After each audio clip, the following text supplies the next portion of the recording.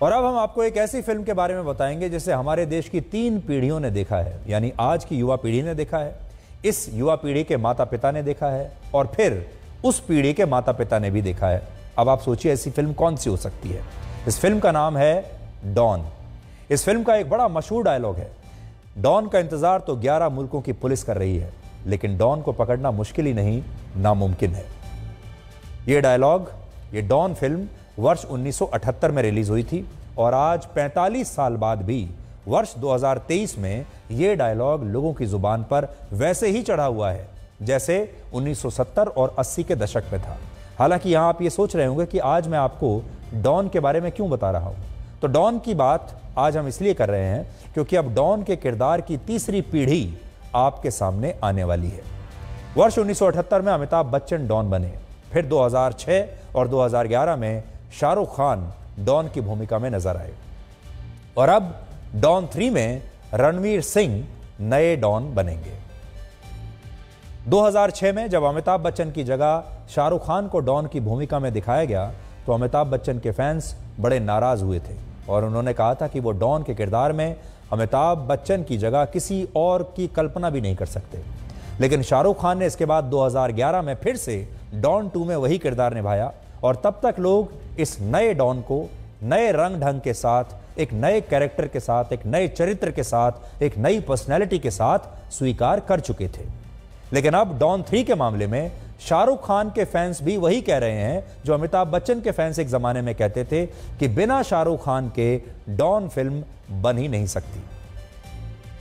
लोगों की नाराजगी को देखते हुए इस पर डॉन 3 की कहानी लिखने वाले फरहान अख्तर ने अमिताभ बच्चन की डॉन और शाहरुख खान की डॉन को खास बताया। उन्होंने एक बाकायदा स्टेटमेंट जारी किया और उन्होंने कहा कि ये दोनों फिल्में ही बहुत स्पेशल रहेंगी और ये कहा कि वो इस फिल्म की महानता को आगे बढ़ाने का प्रयास कर रहे हैं। रणवीर सिंह ने भी इस पर एक बयान अपना पोस्ट किया है जिसमें उन्होंने अपने बचपन की एक फोटो शेयर की है और कहा है कि उन्हें यह बात अच्छी तरह से पता है कि डॉन का किरदार निभाना कितनी बड़ी जिम्मेदारी है और उन्हें उम्मीद है कि अमिताभ बच्चन और शाहरुख खान को उन पर गर्व होगा। आज का हमारा विश्लेषण डॉन 3 पर नहीं है, बल्कि इस बात पर है कि आखिर डॉन में ऐसा क्या था कि इसका जादू 45 साल बाद भी उसी तरह से बरकरार है। आज के ज़माने के फिल्म मेकर्स के पास बड़े बड़े बजट्स हैं, कई सौ करोड़ की फिल्में बनती हैं, नई लेटेस्ट टेक्नोलॉजी है, VFX है, स्पेशल इफेक्ट्स हैं, बड़े बड़े भव्य सेट्स हैं और यहाँ तक कि अब तो आर्टिफिशियल इंटेलिजेंस का ज़माना आ चुका है। और सबसे बड़ी बात यह है कि अब फिल्मों का प्रचार करने के लिए इंटरनेट पर बड़े बड़े हथियार हैं। डॉन के इस चौथे संस्करण के लाने का मतलब यह है कि इतने सारे संसाधनों के बावजूद, इतनी टेक्नोलॉजी के बावजूद, इतने पैसे के बावजूद हमारे देश के लेखकों और निर्देशकों के पास मौलिक कहानियों की आज भी बहुत ज़्यादा कमी है। आज भी उनके पास मौलिक किरदार गढ़ने की इच्छा शक्ति और कल्पना दोनों ही नहीं है। आज भी हम डॉन की तरह एक नया किरदार गढ़ने में सक्षम नहीं हैं और इसीलिए आज के ज़माने के प्रोड्यूसर्स और डायरेक्टर पुरानी फिल्मों के सीक्वल्स ही एक के बाद एक लाते जा रहे हैं। 1978 में आई फिल्म डॉन के लेखक थे सलीम खान और जावेद अख्तर और उनकी जोड़ी उस जमाने में सलीम जावेद के नाम से मशहूर थी।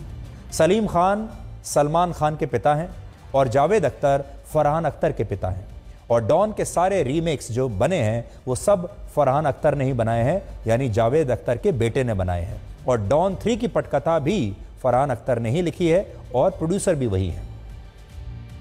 सलीम जावेद की जोड़ी ने शोले, दीवार, जंजीर, त्रिशूल, मिस्टर इंडिया और दोस्ताना जैसी बड़ी बड़ी फिल्में लिखी और अमिताभ बच्चन को एंग्री यंग मैन की छवि देने वाले और उन्हें असल में सुपरस्टार बनाने में इन दोनों लेखकों का, सलीम जावेद का बहुत बड़ा हाथ था।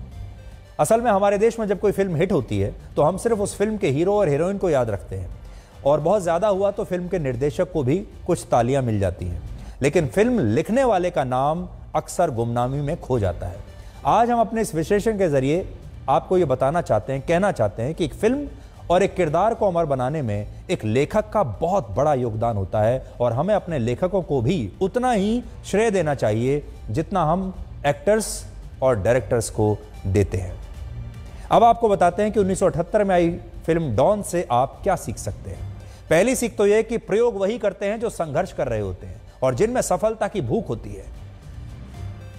जो डॉन आई 1978 में, जिस डॉन फिल्म का किरदार आज भी अमर है, उस फिल्म की स्क्रिप्ट को बहुत सारे एक्टर्स ने रिजेक्ट कर दिया था।